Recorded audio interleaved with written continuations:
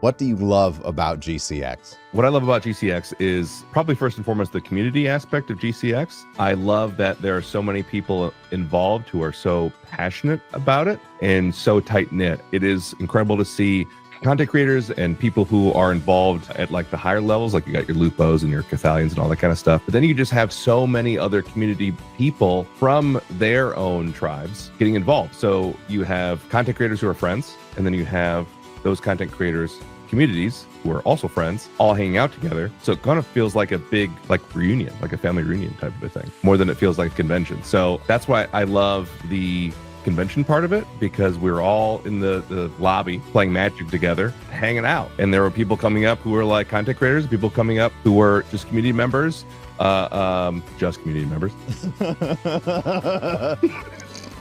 The plebs came up. Yeah. And then you had people who were like working it, who were also involved, and also like ex-content creators. And so it just feels very, I don't know how to describe it. It does really feel like a family-oriented event. Obviously one that you can bring your family to, but if you're going, you're kind of like a family member of GCX, which is a very, very cool feeling. What's your top GCX moment? One was one of the first times I did GCX. I think it was the first time I ever did it. My block for the charity marathon, I was able to raise $25,000, which was like an insane amount of money, leagues more than I ever imagined raising. And I also never imagined the excitement from the community.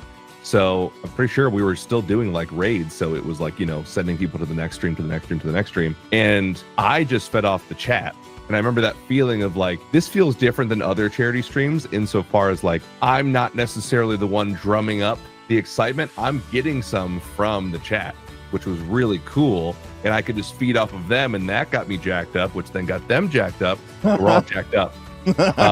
Which was great, and not so much like I have to be like, guys, like let's get excited, you know. It was a mutual thing, which was really cool feeling. That felt different than other charity streams I've done. Actual moment like a thing. I will never forget eating a lemon rind, this most recent GCX in 2024. It was awful. I would rather eat anything else.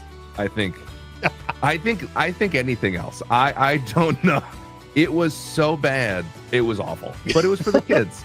Yeah. And lastly, I think one of the more special moments for me was actually going to GCX, the convention itself, for the first time and experiencing that whole thing, which I kind of talked about earlier of what I love so much about GCX. And it's that just family culture. It was so cool to go. And I went alone. I wasn't able to go with my wife or anything like that, but it didn't really matter. I just felt like I was with all my friends. When it comes to St. Jude, what is your St. Jude why? My St. Jude why has always been family focused, insofar as when I went on the tour for the first time with St. Jude Play Live, and I got to go through the facilities and things like that. What's kind of struck me about what they were talking about was obviously the amazing work that they do for those kids. It was also the amazing work that they do for those families. And that was something that stuck out to me, and something that I know makes such an impact. We had so many speakers that came up during that St. Jude Play Live that talked about how they were family members of people who had gone. And I was just putting myself in their shoes, thinking how awful it would be to get that diagnosis for your child, and then how much